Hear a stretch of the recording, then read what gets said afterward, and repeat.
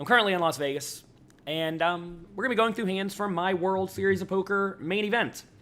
My main event did not go great. I made the second best hand a lot. I actually had a decent number of playable hands, which is normally good, but they did not turn into much, and when they did turn into something, quite often they were second best. We're not going to go through random bad beats today, though. We're going to go through all the hands that I either think were interesting or spots where my opponents really messed up, because one of the main stories of my World Series main event this year was essentially getting the second best hand, but then not losing a ton of money, right? So anyway, that's that. Someone's complaining about the background noise. Yeah, there's an air conditioner on. I don't know how to turn that thing off. Hopefully it's not too bad. So anyway, let's go through some hands. Let me find them. Here it is. All right. So here we are early in the tournament. 7-6 of hearts. One of the first hands of the day. Okay? Somebody raises it up, we call. This is a spot where I'm usually not 3-betting against under-the-gun raisers all that often. I think, if anything, most people open under the gun a little bit too tightly, if anything. So if the opponent's raising a little bit too tightly, I, in turn, should probably not be 3-betting quite as often, because their range is just proportionally very strong, and the under-the-gun range should be strong in general to begin with, right?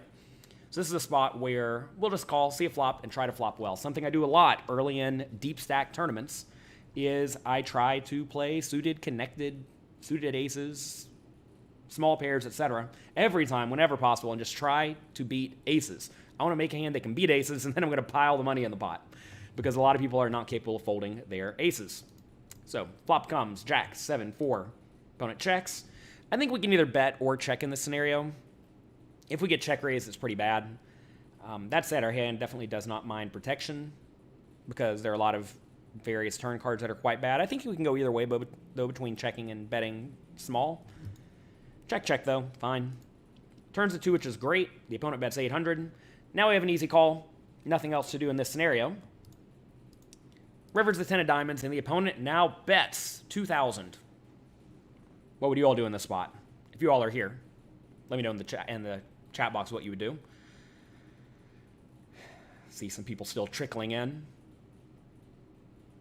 Hopefully this chat program's working. I'm not sure if it is. If there are any other technical issues, let me know. D-Man says fold. I like fold a lot. I showed this hand to a few people, though, and one of them said, oh, why wouldn't you call early in the tournament to see what your opponent's doing? Plus, he could be bluffing with ace-queen, king-queen, queen-9, stuff like that. It's not on YouTube yet. Wait, are we on YouTube or we're not on YouTube? We're definitely on YouTube. So anyway, this is a spot where there is no merit in calling for the idea of I want to see what my opponent's doing early in the tournament.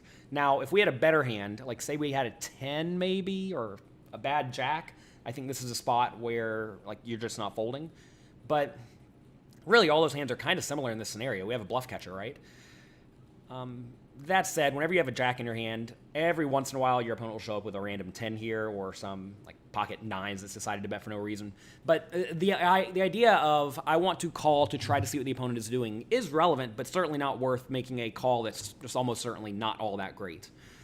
This is a spot, though, where the opponent will be bluffing some portion of the time, right? So this is a spot where I don't hate calling, but I don't think we need to call in this spot. So we just fold. We just fold and move on.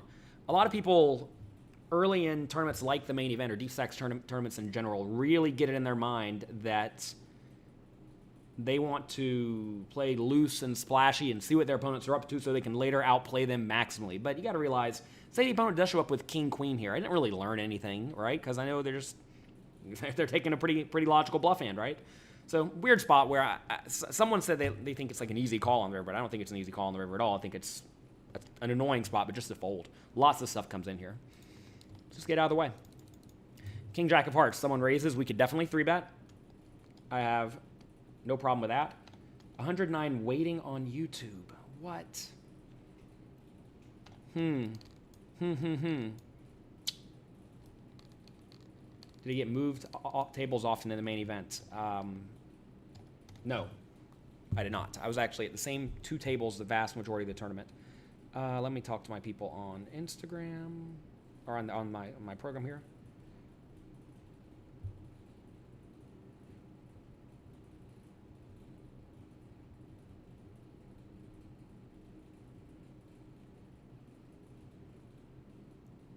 But yeah, so the first day of the main event was actually kind of neat. No one busted all day. Then I got moved. Well, on day 2, I was at a table where I had only half a starting stack, but I was like 3rd in chips on my table. The biggest stack was something like 65,000, which is just barely more than starting stack. Then everybody busted really quickly. Why not re-raise bluff on the river? What hands would we even want to bluff there? I already closed the hand.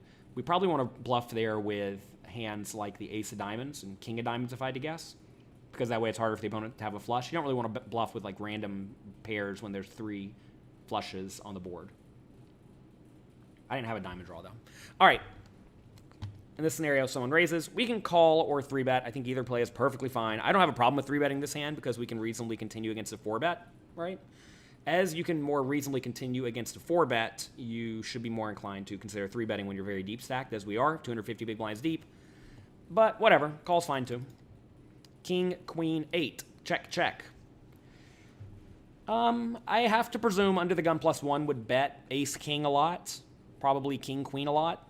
Sets a lot. So we probably have the best hand against under the gun +1. And the big blind almost certainly has a very wide range that we're in great shape against as well. So I think this is a spot where we should just bet. I think we can bet on the bigger side. On the king and queen board, it's very easy for the opponents to both have hands that connect well enough with this board, like jack 10 or queen 10, stuff like that, that we'll call any decently big bet. From a GTO point of view, we're probably not supposed to bet that big here, but I definitely think it is reasonable to go on the big side in general.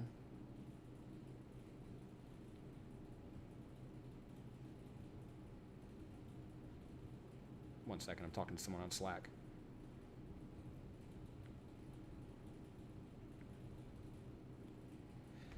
All right.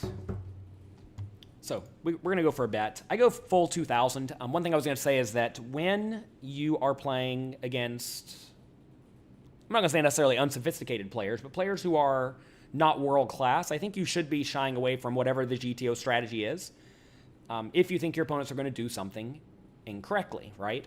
And right here, what do I think the opponents are going to do wrong? Well, I think they're just not going to fold anything decent at all. If you give the big blind queen 7, he's just going to call any decently big bet, right? I also don't think they're going to raise me enough. I think if we bet big here and someone does happen to have a hand like king 8, they may just call. Or if they have ace king, they may just call.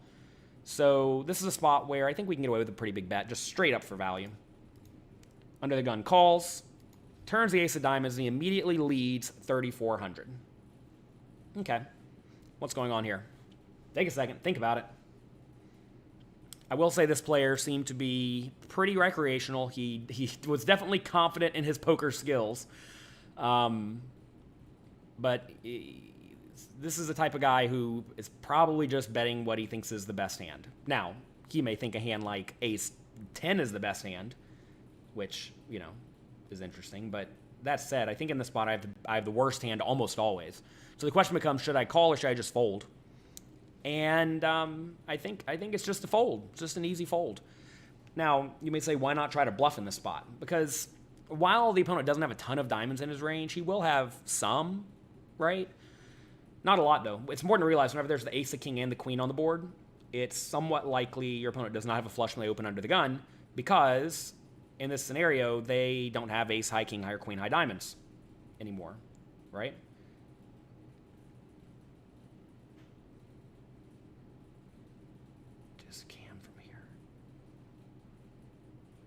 You guys are confusing me very much what you're saying in the chat. Stream is not up there. Weird. Well, whatever. It is what it is. So anyway, this is a spot where do we want to try to bluff the opponent? I think the answer is just no. I think if we are going to have some bluff, it should probably be with a random jack of diamonds, like queen, jack of diamonds. But even then, do I even want to try? If you give this guy a hand like, whatever, any flush, he's just not folding. The YouTube stream is not live, everyone's saying, but that's so weird. Half the people here are watching.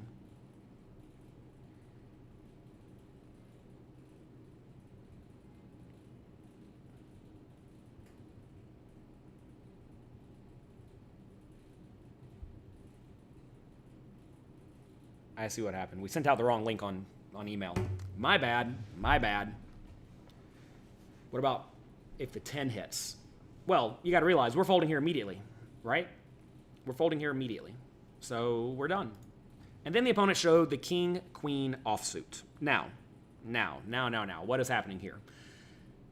This is a spot where when the opponent leads and then shows the king, queen of clubs, what should we do with this information? Well, first things first, realize this player is probably the type of player who's going to drastically overvalue a hand like pocket aces. He's betting because he thinks it is good, right? So if he's betting a hand that he thinks is good and he doesn't want to get outdrawn with, like this, that is good to know. Because in reality, this is not a good lead spot at all, right? Because I have a lot of suited, connected hands in my range, and a lot of those are going to be Jack 10 and flushes. So this is a very, very bad play by the opponent, but this is important information to take away, because later in this day, a hand came up. It wasn't between me and this player, but it was between this player and somebody else. One more time, this guy showed he had like top pair, top kicker, and was just like raising and re-raising. So this is the kind of guy, like I said, you want to be able to beat aces and then get your money in. So anyway, hand come up later. I don't have it loaded up, but it was a spot where this guy raised, I think, cutoff, small blind, tight aggressive guy called. It came king, queen, 9, okay? Small blind has king, queen. He checks. Opponent bets 2,000. King, queen on king, queen, 9, check raises to 8,000. And the guy immediately goes all in for 60 on king, queen, 9. Without seeing this hand, I mean, you should still just call it off. It's unfortunate. But after seeing this hand, and there was one other hand where, he, like I said, he just blasted it in with top pair, top kicker, you can't fold the king, queen there. The player did fold king, queen, though. And his opponent showed him that he had it. He had pocket aces on the king, queen, 9. And he just, like, ripped it all in for all the chips. So against players like this, when you see information like this is quite valuable, right? Because now I know the opponent screwed up. The opponent screwed up, and he's going to overvalue his aces. All right. I think maybe we'll have more people trickling in. It seems like we had 2 different YouTube channels lined up for today. I'm not sure why. Who knows? Who knows? We'll give people a minute or 2 to get over here.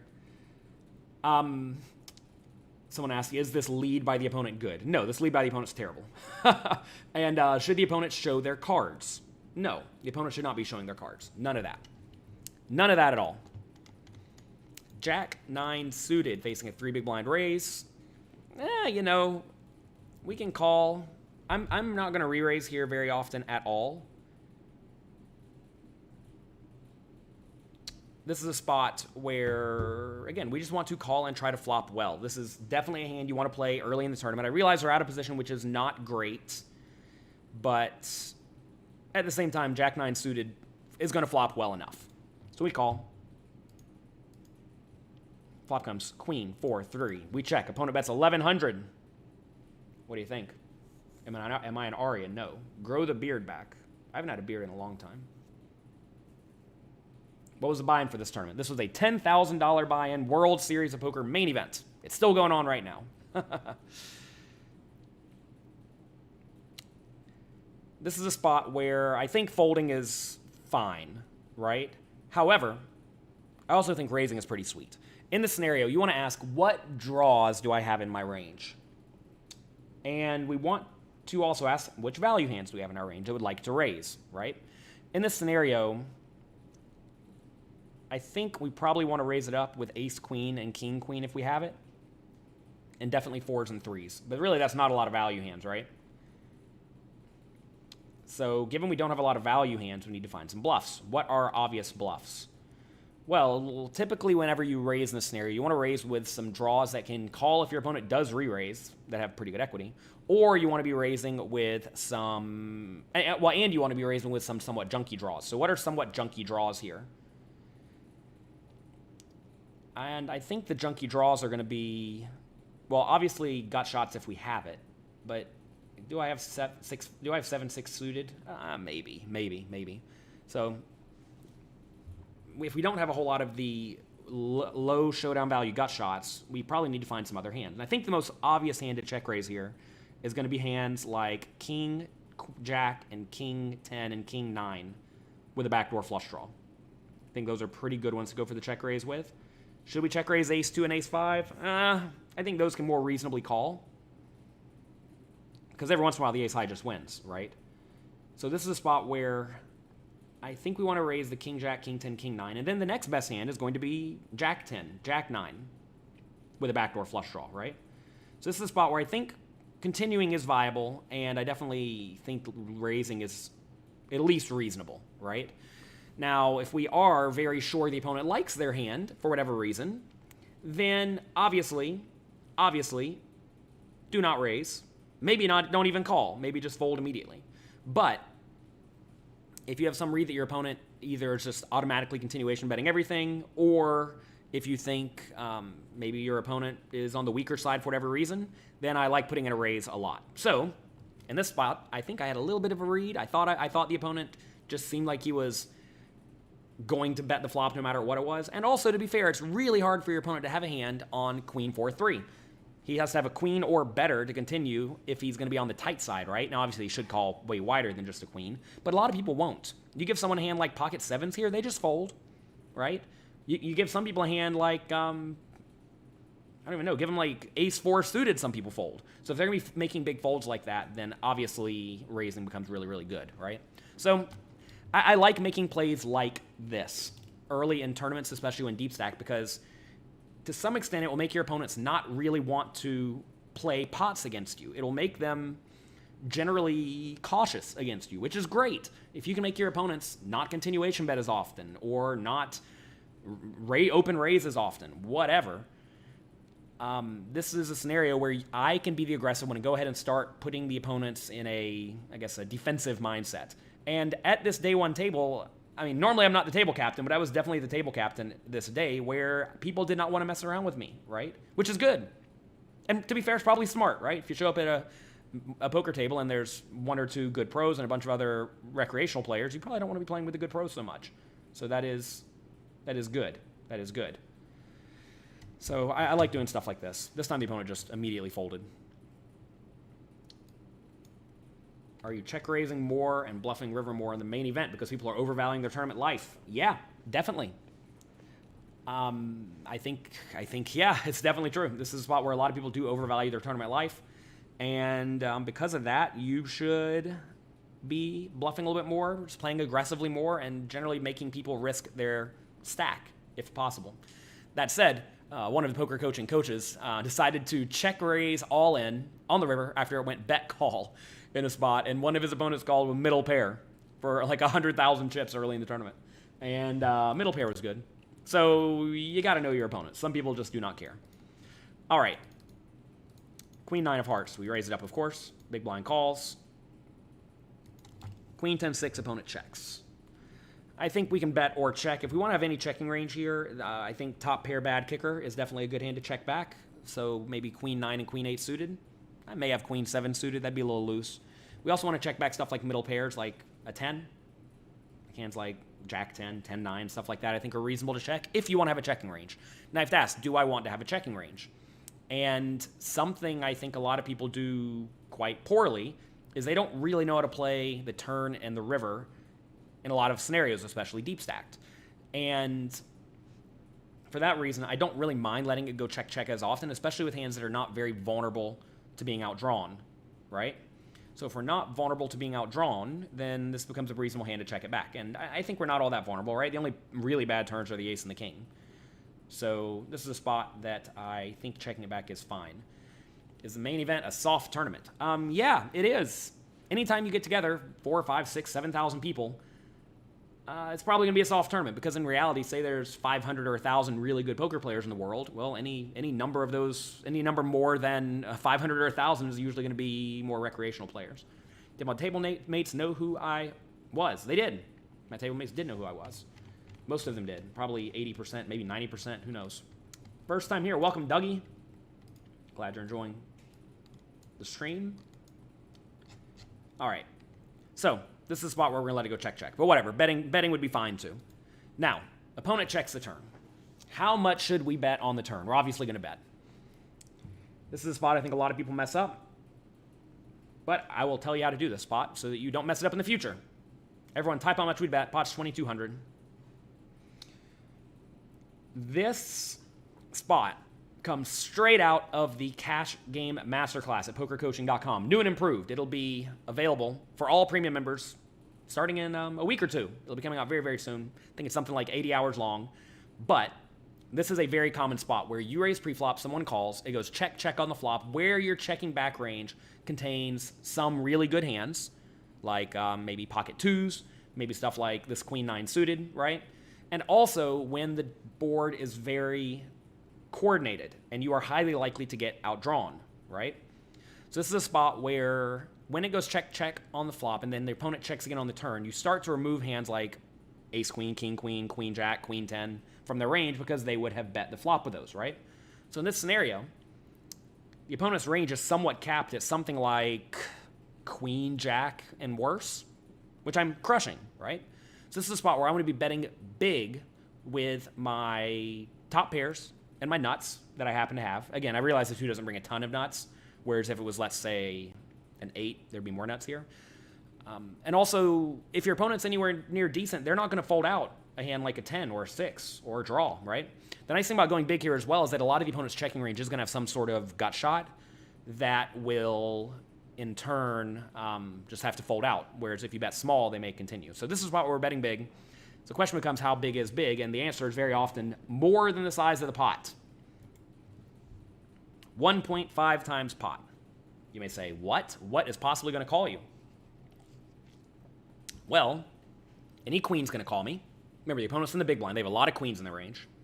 Also, any 10's going to call me if the opponent's anywhere near decent. And my opponent was a seemingly competent young player. Seemed to know what he was doing.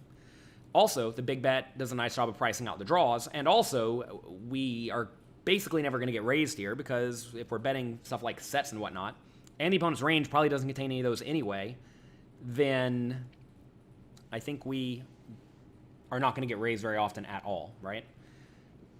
We have the 9. How does that factor in? It doesn't really factor in. The 9's essentially irrelevant. What is relevant, though, is we have one of the best top pairs in my range, right? And this hand beats the vast majority of the opponent's marginal made hands. All right, we bet big. Opponent calls. Okay. I can already tell you what we're going to do on the river. We're going to be checking a decent amount of the time on all the bad rivers. On the good rivers, though, I think we can go for a half-pot bet, give or take. On the river, you very often want to have 2 different bet sizes. One that is really big for stuff like sets. One that is smaller for stuff like thinner value hands like top pairs. But this is a very common deep-stacked play. It is worth noting we're playing a tournament here with the World Series of Poker main event. But at the same time, we're playing 150 big blinds deep, so stuff from the Cash Game Masterclass is going to be very applicable. Too many pros utilize this kind of bet in this spot, and it polarizes your hand. Oh yeah, we're trying to be polarized here. I am polarized here. When I'm betting this turn, I'm going to have a queen and better for value. And I'm going to have sporadic nonsense bluffs, probably gut shots and whatnot, as my bluffs on the turn. Maybe even stuff like random king high if I decided to give it up. Say I had, I don't know, king 5 of diamonds. Maybe something like that. Or, because I would bet a lot of the straight draws and whatnot on the flop, right? So you have to look kind of hard to find bluffs. So we'd be betting big in the spot with our best value hands and then some total garbage. Maybe some draws if we have them. And we're going to be going big. So we go big. Opponent calls. River's a king. Pretty awful river. When we get an ace, a king, or a jack on the river, I think all those are especially bad because ace, king, and jack are very much in the opponent's range, right? So I think this is fine. This is a spot to just let it go check, check easily. And he had the jack 10. Funny enough, in this hand, the opponent sat there and played with his chips for like a minute and a half. I'm like, is this guy really about to lead into me here? Because this is not a good spot for the opponent to lead, I don't think. Because I'm going to be sitting here with random 2 pairs. I'm going to have stuff like sporadic straights every once in a while if I have them right. So, kind of a weird spot. Do we bet big on the turn with a flush draw? Yeah, for sure. John says King Jack isn't going anywhere on the turn. Imagine you do have King Jack in the spot facing the turn overbet. It puts you in a pretty nasty spot, right? Whereas if I bet half pot, King Jack has a super easy call. But whenever we get facing this overbet, it puts all the draws in a really bad spot, and there are a lot of random draws available. Remember, the opponents have a lot of gut shots and stuff in their range, right? So you don't want to bet like 600 because while you're getting called by the gut shots, they're probably not going to pay you off if they miss on the river. And if they hit, then certainly not great.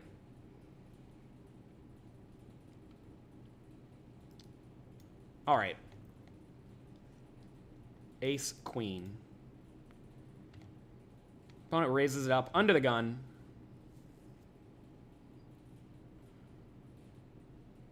John says, thanks for the breakfast. I feel you to day 5. Awesome. Those who don't know, if you are a poker coaching member, I hosted a breakfast. 2 of them, actually, at the World Series of Poker. And I guess John here made day 5 of the main event. Sweet. Good job. Good work. If you all saw Oliver at breakfast as well, he made day 5 as well. I think he cashed for 45K or something, so pretty nice. All right, under the gun raises. We have ace queen. We can 3-bet. We can call. I usually just call, but whatever. Do whatever you want. Ace 7-3. Under the gun bets 3,500. I think this is a very standard-ish spot to call. And now the big blind calls. I will say here, I was pretty sure the big blind liked his hand. Now, what does liking your hand mean on ace 7-3? Like, I thought this guy was about to raise us, then he decided to call. All right. If this guy likes his hand, and he was thinking about raising, but now just calls, he probably has a set or 2 pair, right? Because would he really be excited with a hand like ace 10 here, thinking, oh, all right, I need to put in the raise? Probably not, right? So alarm bells were going off in my head. Turns a 10, which is not great. Check, check. We just check it here. If I had no read that the big blind liked his hand, I would definitely bet the turn. We are going to get called by ace king and 2 pair, of course, but we can also get called for a medium bet by ace jack, ace 9, ace 8, ace 7, all the aces. Plus, there are some draws available as well.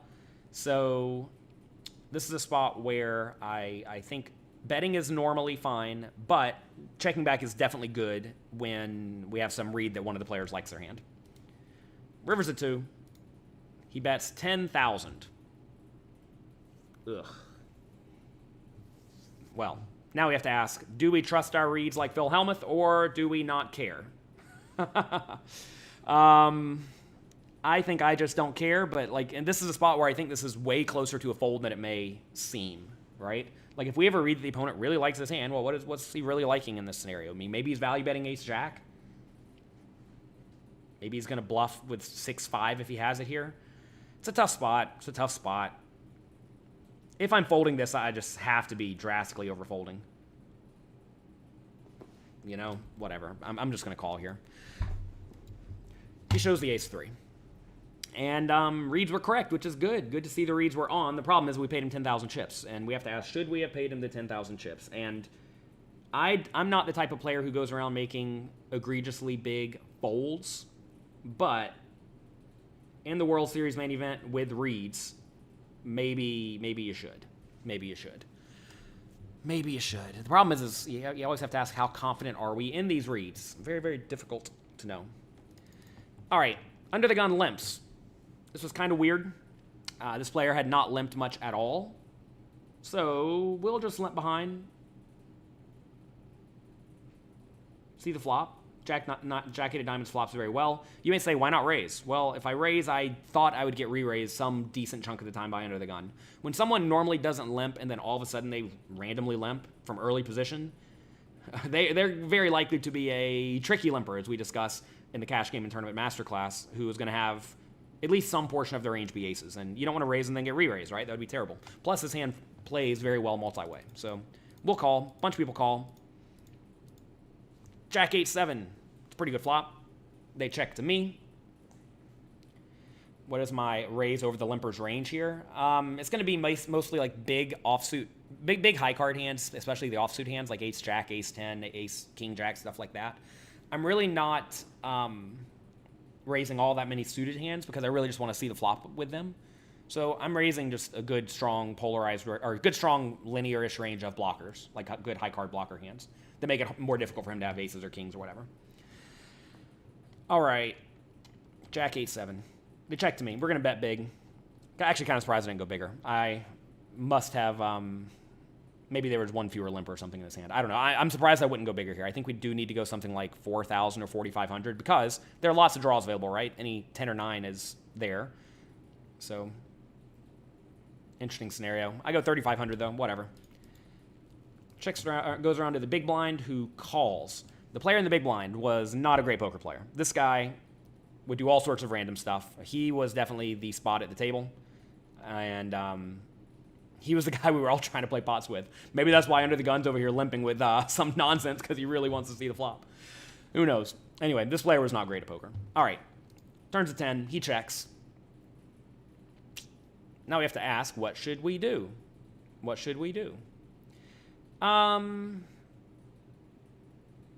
So this is a neat spot where I think if I bet, I can definitely get called by a lot of worse hands, right? If he has a jack or two pair, like 10-8, he's definitely just not folding, right? I think in this scenario, we want to go for a medium or big bet size that can get called by worse hands. And this guy, I know it's kind of hard to say specifically what he was doing wrong because he was doing like everything wrong, but he seemed to not like to fold. I was not sure if he would be bluffing if I checked the river very often or find a hero call on the river, though. Like, say he does have a hand like 10-8. If it goes check, check, turn, will he call on the river? I mean, definitely not if it's a bad river, right? Like, put an ace on the river or something, he's not going to pay me.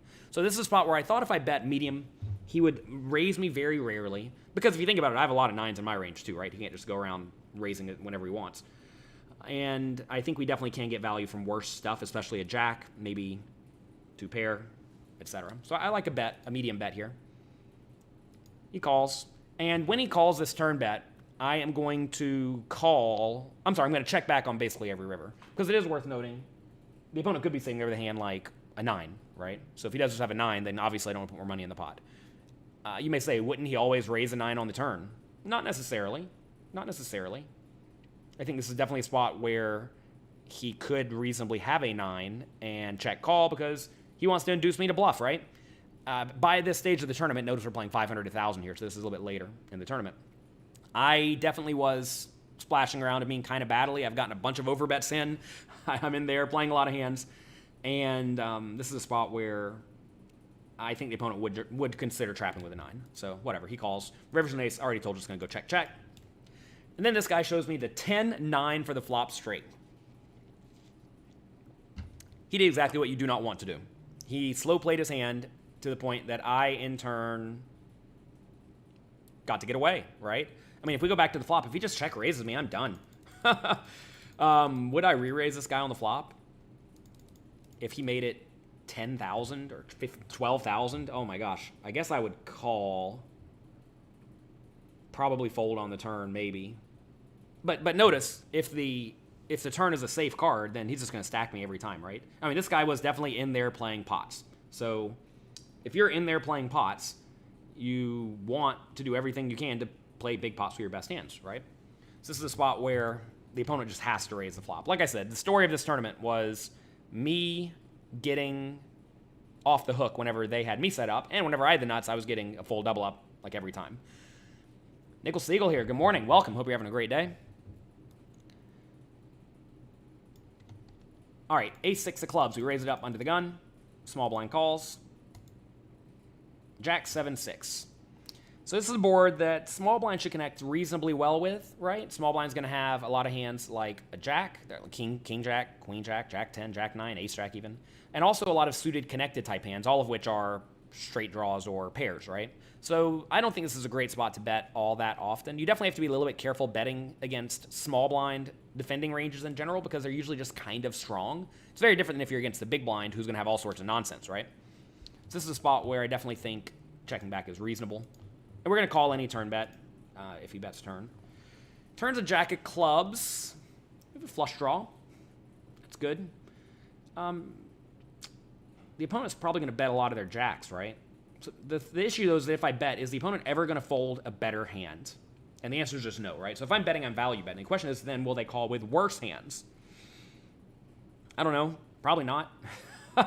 Right? So then we're mainly just betting for protection, essentially, to try to get the opponent to fold out something like queen 10. But I don't really care if the opponent sticks around with queen 10. If it goes check, check on the turn, I'm just going to call if he bets the river and I don't make a flush. And the nice thing about checking back some flush draws in this scenario is that your opponent will likely not put you on all that many flushes when the flush does arrive. So I think check, check is fine. If you think you're never going to get raised, it can't be that bad to bet, though. If your opponents just are not raising you very often, as my opponents were not raising me very often, this is a spot where I think checking it back, or betting small could be fine. River's a 5 of clubs. That's good. Opponent checks. All right, well, what do they have? Opponent's going to have a lot of hands like one pair. Because if they had a bluff, a hand with no showdown value, they would at least consider betting it on the river, right? And so, and to be fair, in this scenario, I'm not really trying to get value from nothing, right? I'm trying to get value from a pair. So the question is, which pairs does the opponent likely have? Well, they likely have middle pairs, 10s to 7s, etc. Well, 10s to 8s. And then also a lot of hands like 8-7, 7-6, 9-7, stuff like that. So here what I think a lot of people do wrong is they go for a small or medium bet just hoping to get called by random ace high. But first off, random ace high may not call any bet, so we don't really care about that. We're trying to get called by the pairs, and every once in a while a jack, because sometimes opponents can have a jack. You may say, would they check the flop and the turn and the river with a jack? Maybe, especially if they are all trying to trap me. So I think this is a spot where we want to go quite big. In general, you want to go very big with your just like absolute super nuts that are concealed. That your opponent's not really going to put you on, like a nut flush. Obviously, I wish the board wasn't paired, but I'm really not so concerned with running into a better hand, right? If we do bet big and get check raised, we will fold very clearly, right?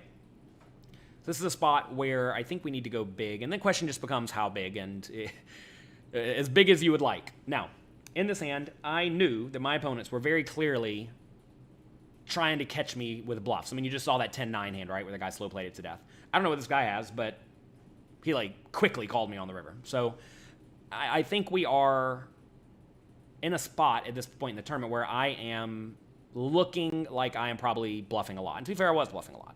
So you then want to ask, how much will this guy reasonably call if he thinks I'm going to be bluffing a lot? And I decided on pretty big. We went 3x pot. This might be a little bit optimistic. You may say, what in the world would possibly call you here? Well, flushes, straights, a jack, right? All those are going to call. If he has a pair, like 8-7, maybe even finds a hero call. So, fun spot. How are these hands recorded? I write them down on my phone between the hands. It's very quick to do. I have a video showing how I use paper and pen to do it if you want to use that. That's at jonathanlittlepoker.com/notes. But if you get a good shorthand, you can write these pretty quickly. Takes me, 30 seconds or so. Sometimes less. I sometimes have a hard time remembering the river action and the turn action, so often I'll write those first and then kind of work backwards. It's a little tip for everyone. Anyway, he instantly called me. Like, it was a no-brainer call. He probably had, just had a jack or a flush, right, or straight, to instantly call me. He was like, how much is that? 18,000. Okay, I call. So that's good. Here we raise it up, get called, and then big blind rips it all in. Oh no. Oh no, oh no. Kind of an interesting spot where cutoff is also deep stacked, so every once in a while we call and then cutoff is trapping us, which would be terrible. And also, this was, I think, the very first time at this table somebody went all in before the flop. Very first time. Now, I realize the guy has an all-in shoving stack, right? But so far, no one had really done this. So, is that relevant? I don't know. Maybe, maybe not. But I thought, if anything, this player would be a little bit on the tighter side with their shoving range, right? So, what do we do? Well, I always want to look up GTO strategy just to be kind of sure. And in this scenario, I realize that we are multi-way, so we're going to need to be a little bit tighter than this chart, okay? 25 big blinds deep. You see, ace-jack suited is a call, but if we want to be a little bit tighter, we'll probably fold out these hands here, right? And maybe sevens, okay? But we're actually 28 big blinds deep, so we're probably going to want to be somewhere between this chart and this chart, because this is 25 big blinds, this is 30 big blinds. And you see that ace-jack is kind of on the cusp, right? Ace-jack suited is kind of on the cusp for 30 big blinds. There is a little bit more money in the pot, so maybe we are supposed to be using the 25 big blind chart, but the fact that we have that player yet to act behind us is really, really bad, because every once in a while we get jammed, and that is miserable, because then we just put in 28 big blinds and have to fold. So I think it's just a fold. It's an annoying spot, but you see, it's a spot where, like, if it is a call, it's a very close call, and also if you are in the scenario where you think your opponent's shoving range is going to be kind of strong to begin with, you got to be a little bit careful. To be fair, let's go back over here. Let's see what he should be shoving me with. Let's see. I want to do big blind versus raised from under the gun +1. You see, he should be shoving these hands in red. I think, if anything, he's not shoving the ace-4 offsuit or the pocket 4s or the pocket 5s. He's probably just shoving more of these really good hands here.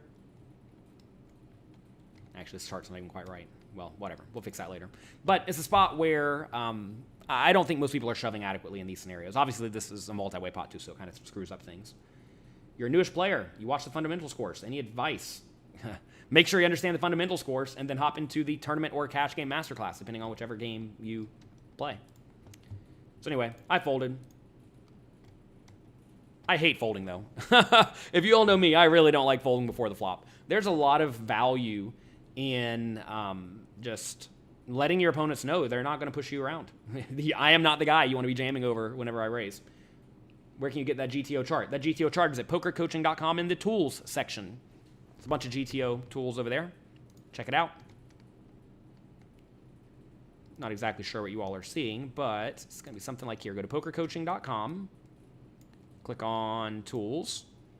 Scroll right down here to GTO preflop charts, cash games or tournaments, and it's just right there. Also, you can use these in an app on your phone. Search the Poker Coaching app. It'll come right up.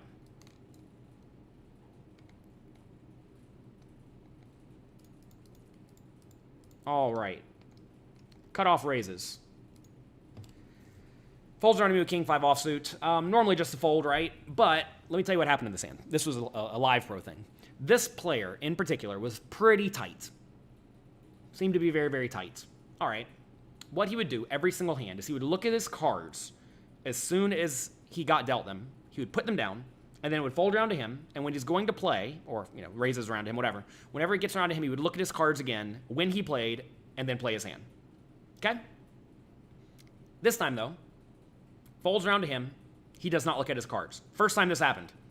It was kind of like a weird mannerism this guy did, where he would always like snap, look at his cards, and then look at them again, right? It's like you see these kinds of things if you're paying attention. So what does it mean that this time he did not look at his cards? Also in this scenario, it folded around to him. He looked to the right to make sure nobody raised. It was obvious. He's like, did anybody raise over here? So either he has the nuts, or he's gonna be much weaker than normal. Now, to be fair, this read may mean nothing, but usually this is going to drastically polarize the opponent's range one way or the other. So if this polarizes this range one way or the other, it's really hard to have aces or kings, and I block the kings, right? So I thought this was weak. I know some of you are saying it's obviously pocket aces. No, not necessarily. This is a guy who normally just didn't play many hands, right? And now all of a sudden he like makes this weird play where he only looks at his cards one time. So anyway, I didn't buy it. I made it 14,000. This was like the tightest guy at the table. He raises. I 3-bet to 14,000, and this guy's hand could not hit the muck faster. It was just like, bloop, I fold. So that was a fun little pickup. I'm trying to think how to even bust this tournament.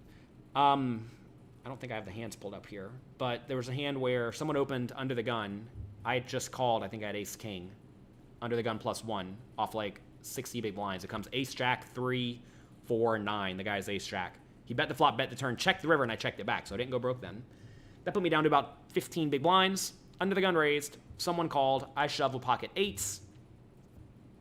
The caller called with pocket 5s, and I was out. Tough time. Tough time. You have a big edge post-flop at this table. Are you folding a bit tighter pre-flop here because of this? You mean with that ace-jack suited hand? Maybe. So anyway, that's that. What else do I have for you today? Oh, I have a poker training site called pokercoaching.com. Do you all know about it? I saw some of you saying you're going to be buying a Poker Coaching Premium membership in a few days. Well, guess what? It's free. Legitimately free from November 15th to the 19th. It costs you $0. Zero. We've paid our coaches over $500,000 so far making this content, and it is available for you for completely free for 5 days, starting tomorrow. Go to pokercoaching.com/5 days free to get in it. Here are our coaches. Here's me. Here's Faraz Jaka, good, strong, splashy player. He's made a few deep runs this World Series. Here's James Romero. He gets in there and battles. Bert Stevens, super crusher online. A bunch of other players. Let's see. Tristan Wade made a deep run. Where is he? Here he is right here. Jonathan Jaffe's had a few deep runs as well. So anyway, here's our roster of coaches. And all their stuff's available for you, completely free, $0. Check it out at pokercoaching.com/5days free. We have over 1,400 interactive quizzes on the site as well. Kind of like if you enjoyed asking yourself in these spots, hey, what would you do in this pretty tough spot? How much would you bet? Well, you can go through and quiz yourself, and you'll see, if you take a lot of quizzes, sometimes you get a lot of bad scores on particular betting rounds. Maybe if you're really bad on the flop, you need to be studying up, right? You can get a lot of information from that. Also, you'll get full access to my 30-plus hour-long tournament masterclass. It teaches you everything you need to succeed at poker tournaments. Go through, binge it. You got 5 days for free. We also have a 30-day tournament preparation challenge where every day for 30 days, we will send you an email with something to watch, study, learn, a quiz to take that will go a long way to improving your skills and also teach you how to study. We also have my 30-day cash game challenge. I'll teach you how to play fundamentally sound poker at cash games and also how to take advantage of the mistakes your opponents are making. Make sure you check that out. Here's some of our members this summer. Max Tave, he actually came to our breakfast. He gave me some almonds. Here, let me show them to you. You all can go buy them. No, these aren't almonds. These are macadamia nuts. He brought me some macadamia nuts. Yeah? By Moana Loa, I guess. That's how you say it. The macadamia nuts are great. I've been eating them last few days.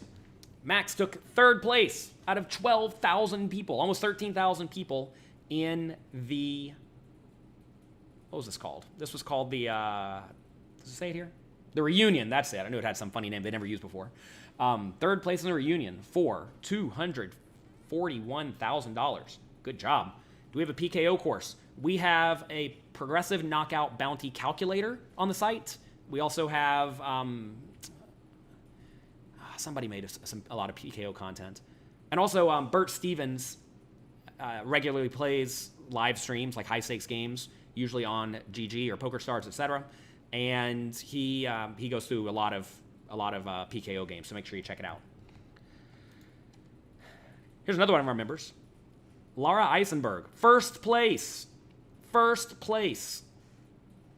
the women's event for $115,000. We actually made some videos. They'll be coming out on YouTube at some point together. She's very, very smart, knows exactly what she's doing. She's working hard, studying with great players. She's in there going through all the content, and she won the ladies' event. Nice job, good work. Here's another one of our poker coaching members, Gershon Destenfeld. Awesome guy. He donates all of his winnings to charity. He said he never really expected to win much, but then he came out to the World Series and won a bracelet this year, $204,000. I actually coached him last year for the World Series of Poker main event final table. He final tabled online, and he donates all of his money to charity, so he didn't really care if he took first place or last place. They were all kind of the same to him. Now, obviously, he's trying to get as much money for charity as he can, but he really wants to win the bracelet. Fine. We were going to go in there and play a strategy that would result in him either getting a hold of a lot of chips or going broke. And at the final table of the main event, he went broke in first place. Well, in 8th place. He went broke first. But I think he played well. He was happy with the way he played. You know, I think his spots were all kind of standard, but whatever. Fine. We stayed in touch. And then he went out and played the shootout. And it turns out the shootout is very, very similar to playing a final table where there are no payout implications, because the way it works is I think they had 800 people in his tournament, and they played like 8-handed or 10-handed, and it's winner take all at that table. So if you make it through and bust everybody on your first table, you have to. They don't combine the tables in these until one player remains at all tables, and they combine in tables again. So it was literally winner take all structure, and that's exactly what we studied was medium and shallow, medium stacked winner take all structures. That's all we did for preparation for the final table. So all that work really paid off. He went in there. He said he felt great at the first table. He thought he was one of the better players. At his second table, he thought he was kind of in the middle of the pack. And at the third table, he thought he was kind of in the middle of the pack. But he had a great seat. He had Ari Engel to his two to his right. Ari Engel's a good, strong, world-class player. He battles hard. He had him on his right, which is exactly where you want the more loose, aggressive players. And, he was calling me every break. We were talking about general strategies, and he did it. He won. $204,000 for him. Now it's your turn to crush it. You can get pokercoaching.com for free for 5 days. Starting tomorrow. Check it out at pokercoaching.com/5 days free. Make good use of this opportunity. I don't give away everything I have very often, but here it is. It's available for you. Check it out, pokercoaching.com/5 days free. Some of you are asking, what other World Series events am I playing? I am playing a bunch of tournaments. I think tomorrow is a $10,000 bounty tournament, so that'll be a lot of fun. Then there's, I actually don't know the schedule. I know I'm playing a tournament tomorrow at 3 p.m. That's as far as I know. But there's a $50,000 tournament and a $100,000 tournament I'll be playing. There's also a 5K at the end. There's a lot going on. I know the World Series main event's almost over, but it's just getting started for me. So I'm ready to get in there and play. I actually just got here about a week ago. I played the main event, and I also had a company retreat and meetups for the poker coaching community. And that took up a lot of time, but it's fine and good. We have a lot of great things planned for 2022 for pokercoaching.com members, and I'm excited for it. We have a great plan in place to continue delivering tons and tons of value. So anyway, check it out. I'll be posting updates on Twitter about how I'm doing my poker tournaments. That'll be fun. I know some of you bought pieces on Pocket Fives. We sold some action on Pocket Fives. No markup, no rake for Pocket Fives. So you're getting me at straight up face value. We still have to pay rake to the Rio. They're not giving us a break on the rake. But besides that, no rake at all.